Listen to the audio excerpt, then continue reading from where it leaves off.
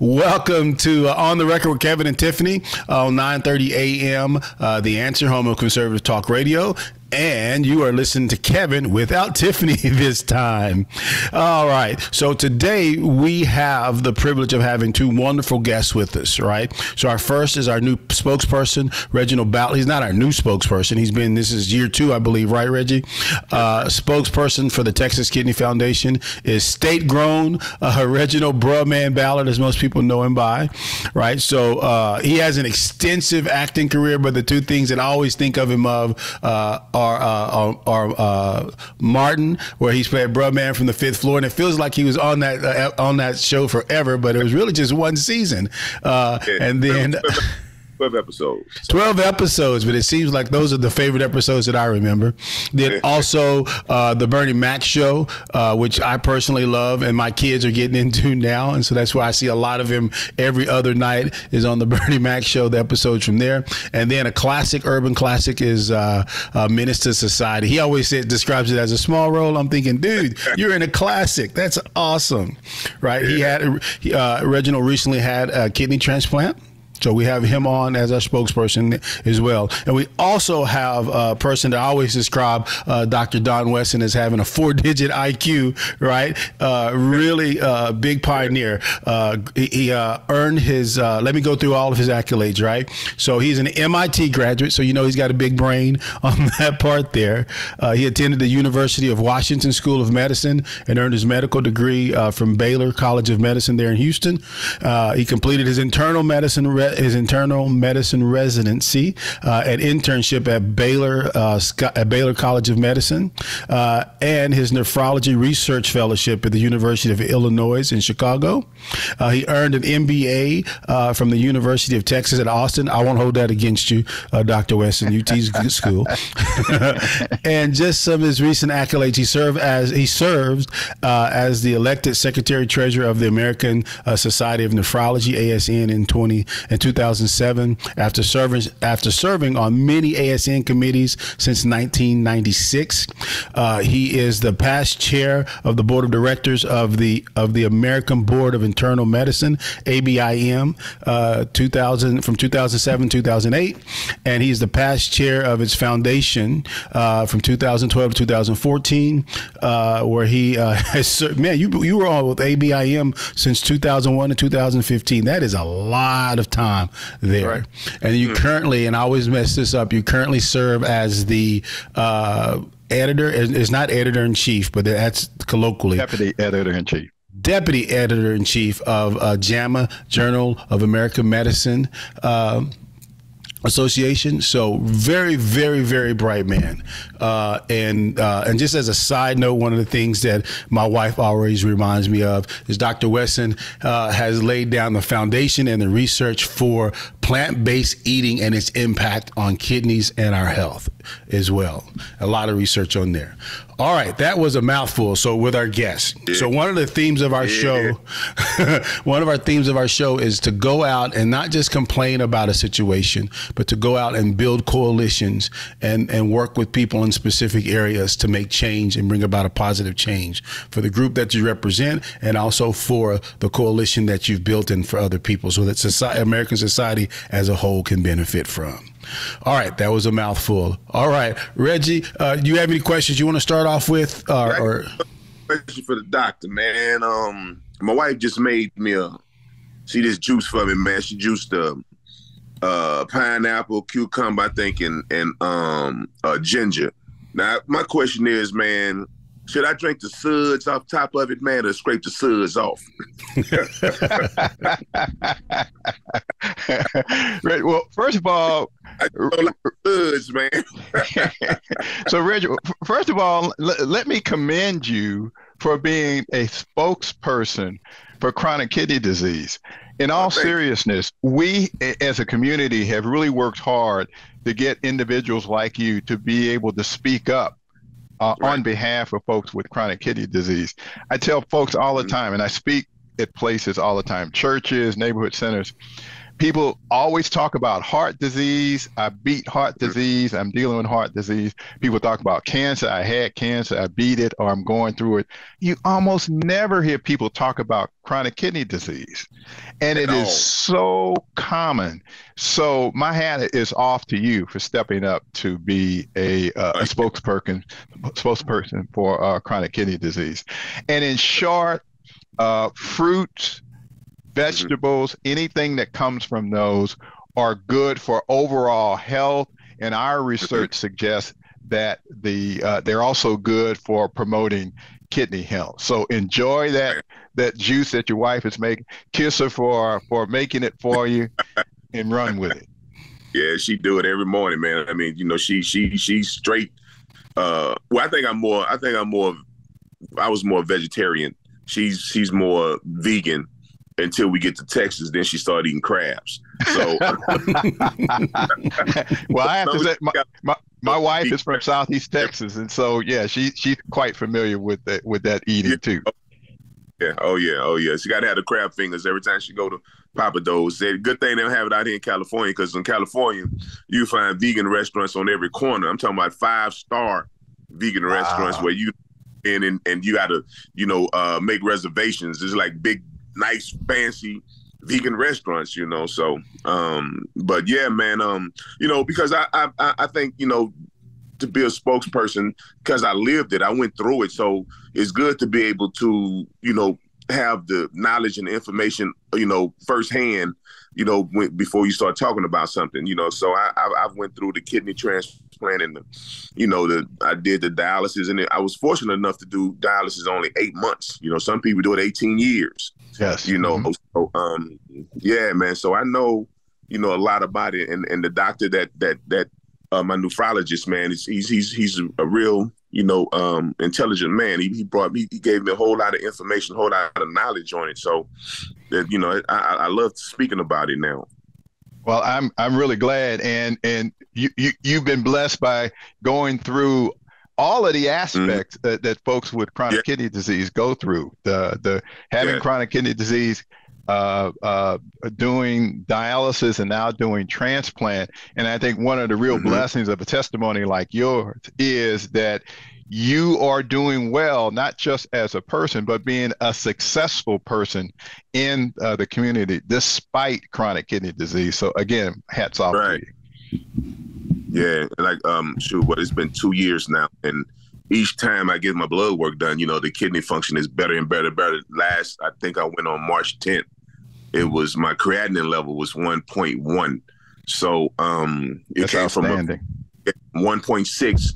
When I first got the transplant, all the way back to 1.1 now. So yeah, I was very excited about that, man. So for the audience to know, the lower the creatinine that Reggie is telling us, the better the kidney function. So for him having gone from 1.6 to 1.1, that's a big improvement of the kidney function.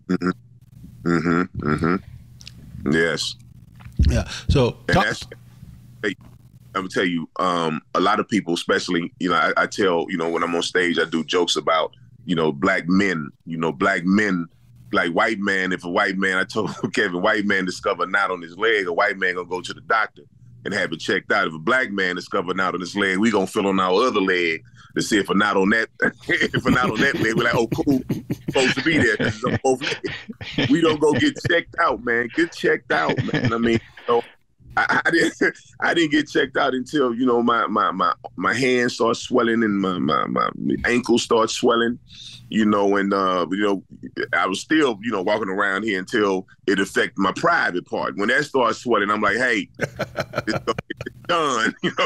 So we wait, and we just don't go. It's like you say, know your numbers, and you have to get checked, man. Just get a routine checkup that can save a whole lot of lives, a whole lot of kidneys, and they have stuff out now that can help you out quicker than sooner than later, man.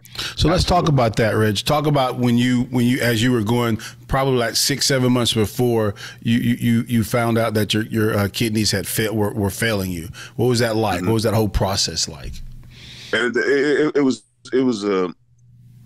scary, but at the same time, I thought that, well, maybe I'm eating too much salt. It's not, my mother say, well, you got to eat too much salt. That's the first thing, we'll say.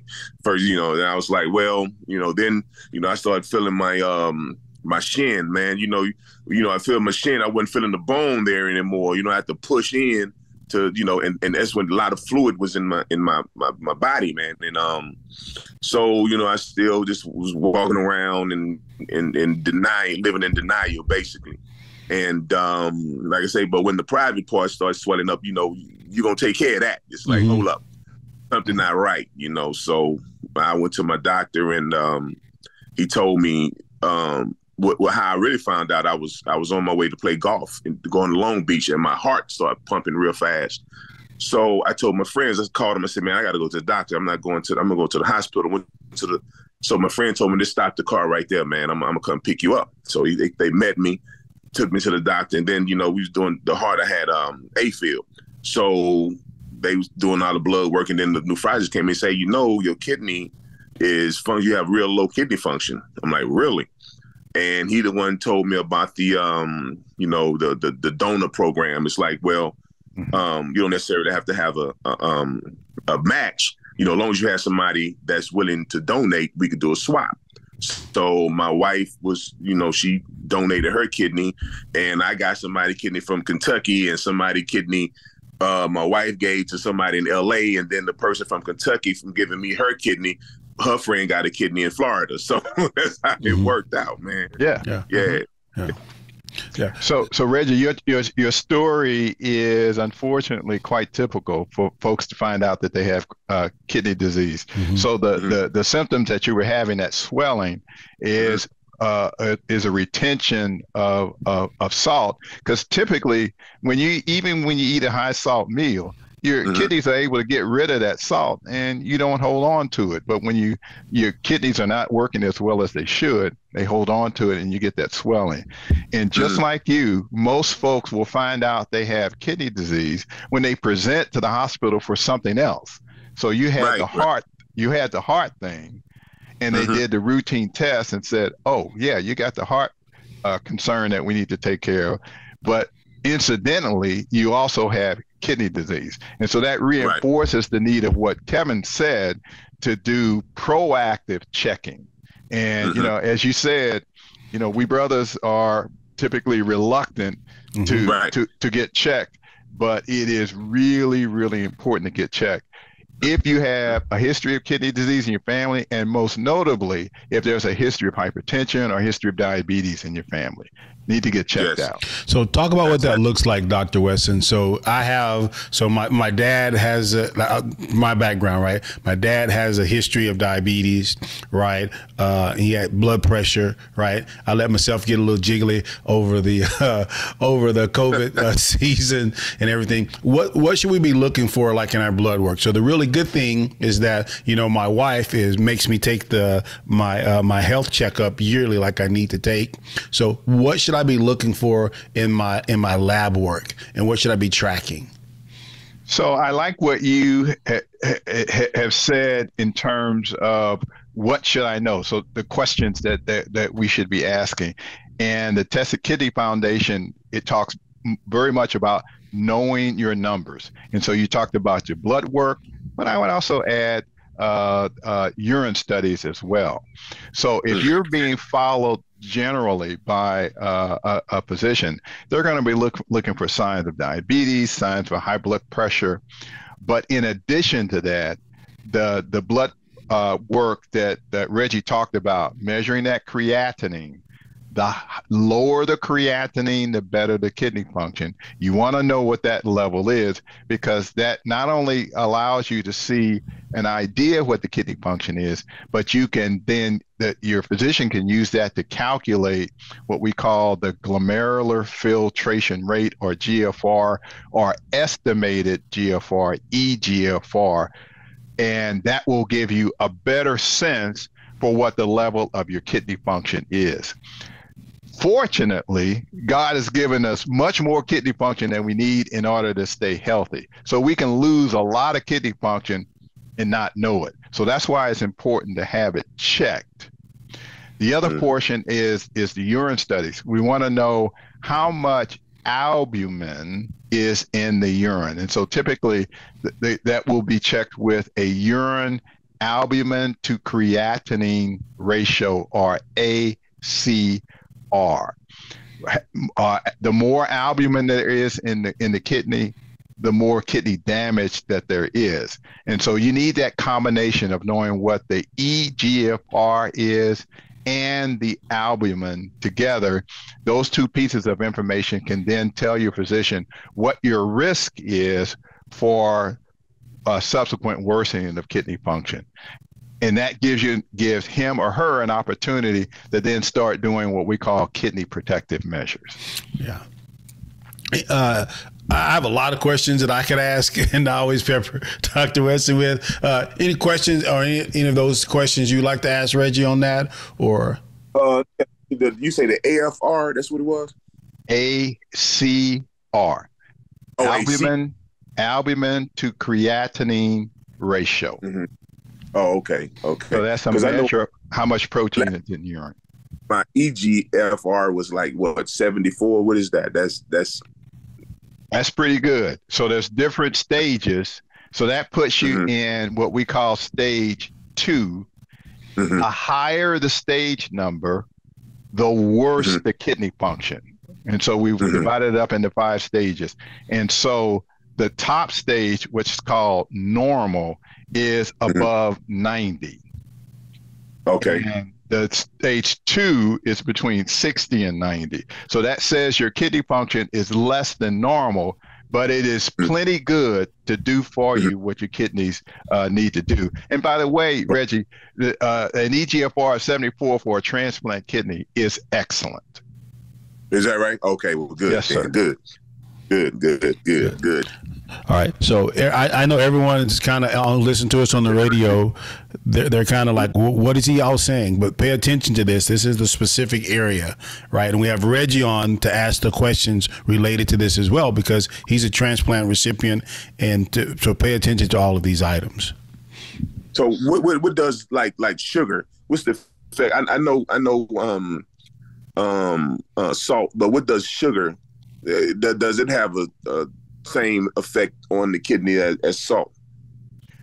We don't have as much information on sugar as we do about salt. Salt, clearly, the higher the salt in your diet, the greater your risk of subsequently developing kidney disease. We have less information about salt, about sugar. There is a suggestion that if over the long term you eat a high sugar diet, that might be harmful to the kidneys. So we have less information on that. What is more important to know, though, is whether or not you are at risk of developing, what the old folks call sugar or diabetes. Right. So if you've got diabetes, that's a concern, because that's the most common cause of chronic kidney disease in the United States. Okay.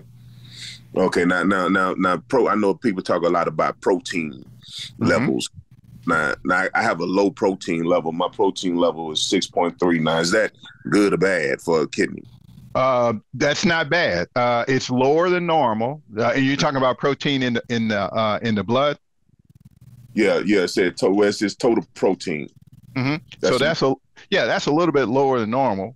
A little bit lower than the average, but it's still within the normal range. So that's not a bad thing.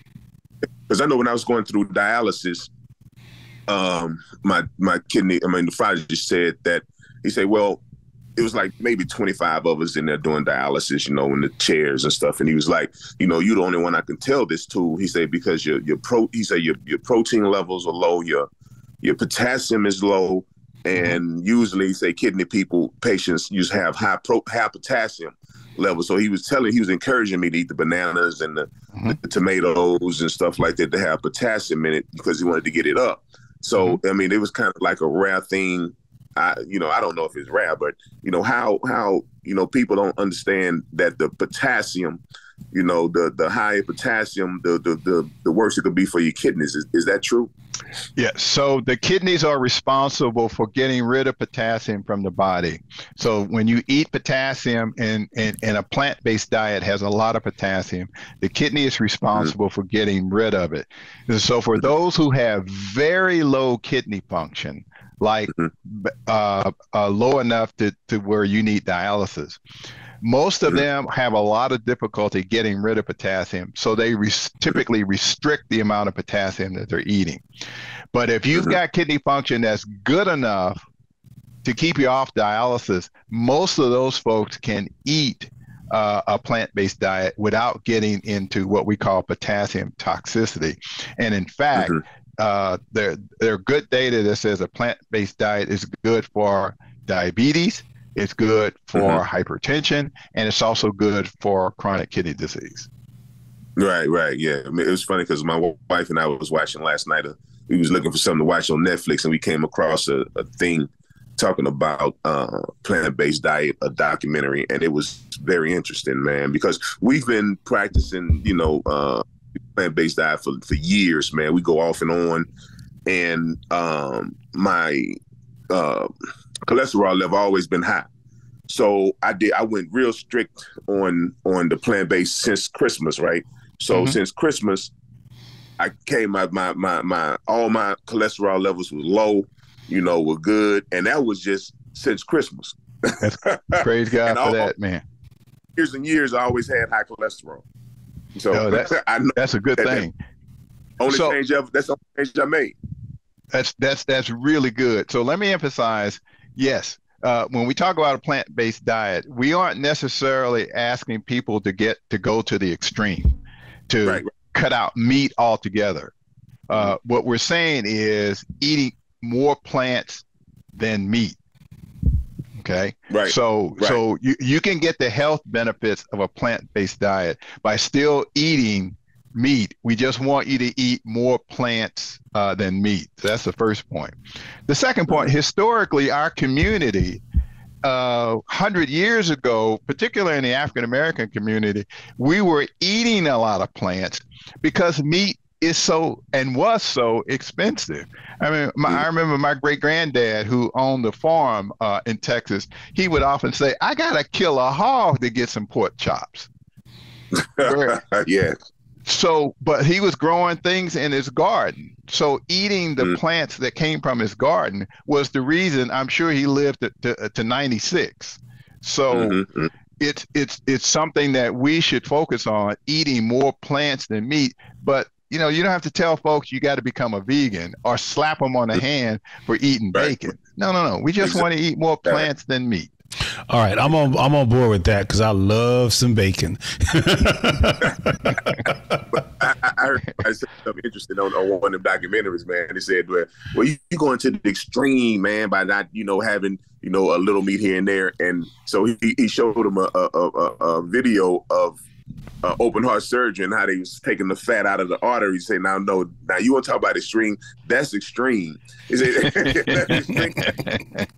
Your opinion.